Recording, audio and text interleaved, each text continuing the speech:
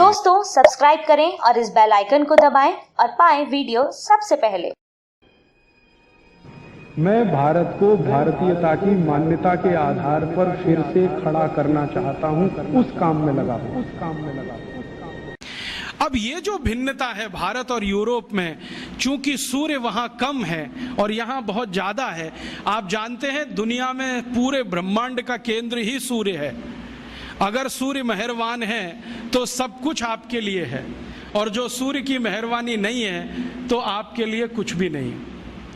तो इस देश में बहुत कुछ ऐसा, तो शायद ऐसे कारण से ही इस देश में आयुर्वेद जन्म लिया होगा।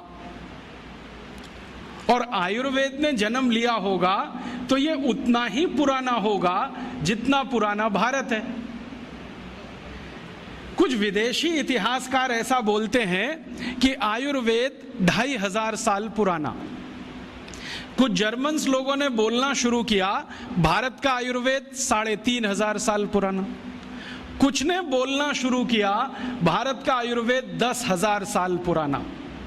कोई बोलता है 10,000 साल, कोई कहता है 3,500 साल, कोई कहता है 2,500 साल। वो अपनी अपनी बुद्धि के हिसाब से कहते हैं। लेकिन मेरा कहना है कि अगर ये 10,000 साल का किस्सा है, 2-5 हजार साल का किस्सा है, तो वो हनुमान जी गए थे लक्ष्मण को संजीवनी बूटी लाने के लिए, वो किस्सा तो। और हनुमान जी का किस्सा हम सब जानते हैं। संजीवनी उनको पहचान में नहीं आई तो पर्वत ही उखाड़ के ले आए। तो जो वैद्य थे ना राम जी की सेना के, जिनका नाम था सुषेण, तो वैद्य सुषेण ने कहा मैंने तुमसे एक बूटी मंगाई थी। तो उन्होंने कहा वैद्य जी मुझे समझ में नहीं आती, मैं पर्वत ले आया। और ये कहानी आगे बढ़ती है रामचरितमानस में तो नहीं, रघुवंशम में, कि उस एक छोटे से पर्वत के टुकड़े से कुछ 1200 औषधियां वैद्य सुषेण ने निकाली थी।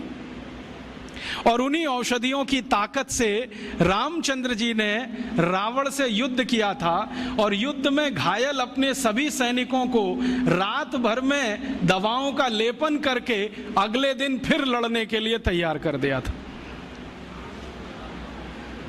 तो हम कैसे कहें कि ये आयुर्वेद 2000 साल 5000 साल, भगवान श्री राम को ही 8.5 लाख साल से ज्यादा हो गए अगर हम हिसाब निकालें।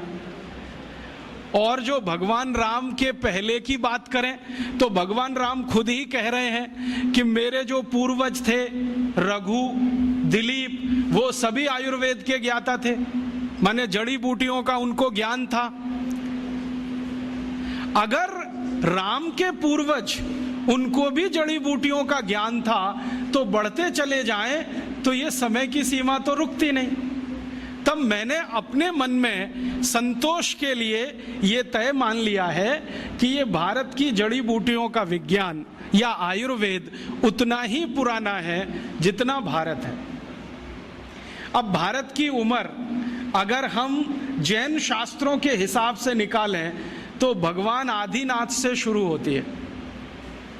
और भगवान आदिनाथ का समय 1-2 साल का नहीं, 1-2 हजार साल का नहीं, कुछ करोड़ वर्षों का है।